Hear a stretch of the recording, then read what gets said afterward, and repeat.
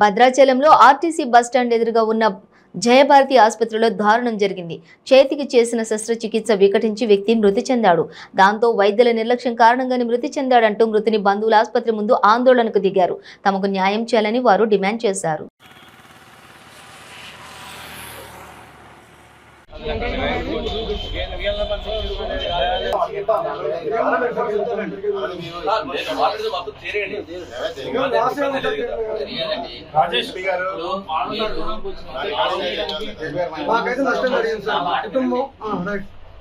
Sir మీరు ఇందాక అడిగిన క్వశ్చన్ కి సమాధానం చెప్తాను.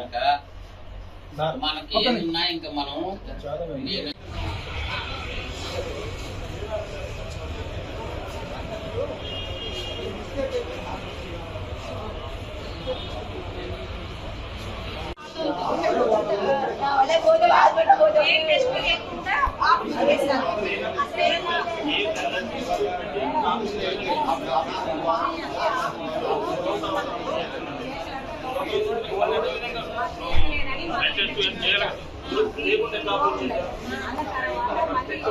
తారీఖు మా అన్నయ్య గారిని భద్రాద్రి కొత్తగూడెం జిల్లా అస్తాపురం మండలం చిత్రాంగం మొత్తం మా అన్నయ్య గారిని బాణాలు అతన్ని ఈ హాస్పిటల్ తీసుకొచ్చాక అంటే మా అన్నయ్య గారికి చేతిలో రాడ్ ఉంది, రాడ్ తీపియడానికి ఇక్కడికి వచ్చాక బ్లడ్ టెస్ట్ అనేది బీపీ అనేది మొత్తం బ్లడ్ టెస్ట్లు అన్ని టోటల్గా చెక్ చేశాక బీపీ ఉందనేసి అతన్ని 3 days తర్వాత రమ్మని ఇంటికి పంపించాక 3 రోజుల తర్వాత మళ్ళీ వచ్చాక వాళ్ళు మళ్ళీ అదే విధంగా బ్లడ్ టెస్ట్ బీపీ అన్ని మొత్తం టోటల్గా చెక్ చేసి ఆపరేషన్ చేయాలి.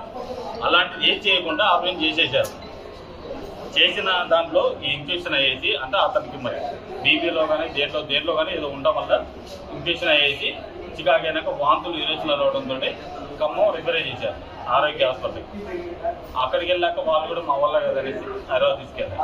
అక్కడికి వెళ్ళాక మాకు తెలిసింది ఏంటంటే ఈ మన కామల్లో వచ్చేసి ఇవన్నీ వచ్చి కిడ్నీ ప్లస్ లివర్ మీద అటాక్ పడి చనిపోవడం జరిగింది.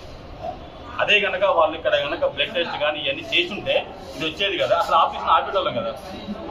ఇంతకుముందు మేము బ్లడ్ టెస్ట్ చేసి ఈ బీపీ ఉందనేసి ఆపరేషన్ ఆపింది.